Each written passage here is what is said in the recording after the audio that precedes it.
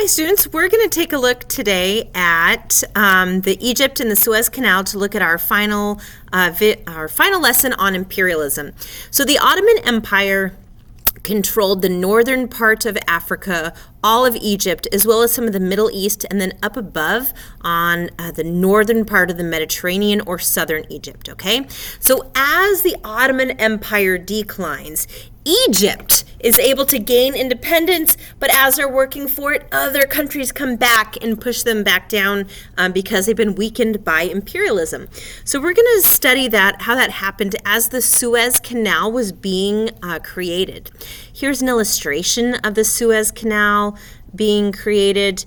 Here you can see the smokestacks that were creating the power for the engines, right? This is before gas and oil, so where they're burning coal, using steam. So here are the things we kind of want to talk about. So in 1805, an Ottoman army officer is able to overthrow the Ottoman Empire and kind of take over what the Ottoman Empire had, which includes Egypt. As he gets Egypt and other parts of the Ottoman Empire, he's like, we got to fix things. We need to make things better. I'm going to be a great leader. He's like, we need to get a stronger army. Look how I was able to take over. We need to be educating people better. And we need to have a stronger economy. We need to have an industry.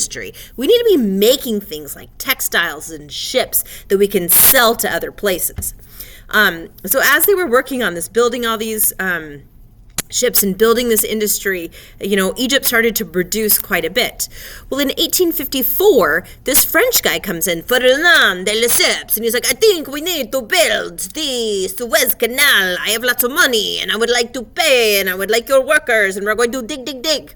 So in 1854, they started this. It's important to know that the workers, when they first started doing the canal, were forced Egyptians into labor. Okay, this is maybe a step above slavery. They are forced to work. Sure, they're being paid a little bit, but it is not great life. People are dying. People can't find food. How are people going to work hard with their bodies if they can't find food to take in calories? Probably not going to happen. People died, as you can imagine.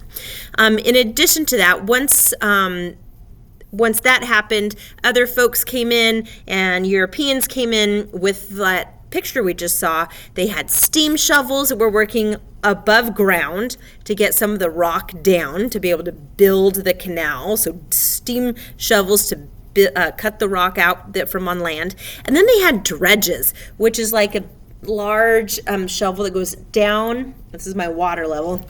It's going to go down underwater and take out rocks, right? So that you're able to get lower and lower and lower. So we're building out all those rocks under where it's a dredge. We still have them today. Okay, so while this is all going on, diseases are going through labor camps. People are dying of cholera. People are dying of highly transmittable diseases. It's bad, but the canal is finally completed in 1869. That being said, the water was only 25 feet deep, and although at the top of the canal, right, so the boat is floating on the water.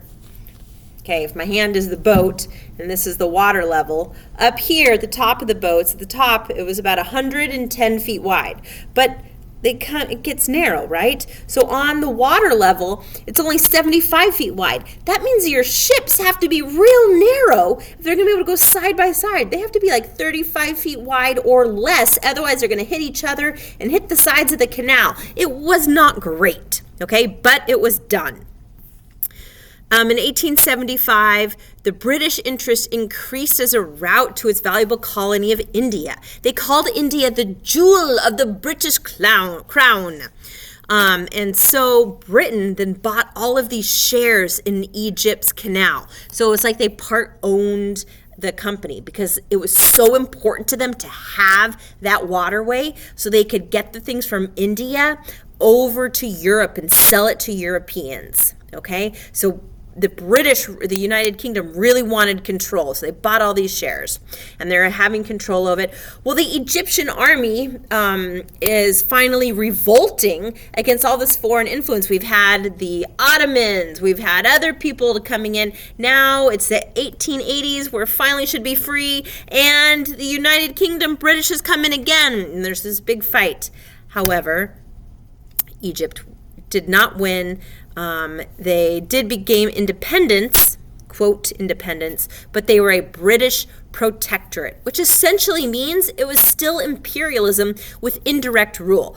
Britain said, okay, Egypt, you can have your own government, you can do your own rules, but we'll still we're protecting you, and we will take all of your money too. So that is the protectorate of Egypt, and that is the Suez Canal.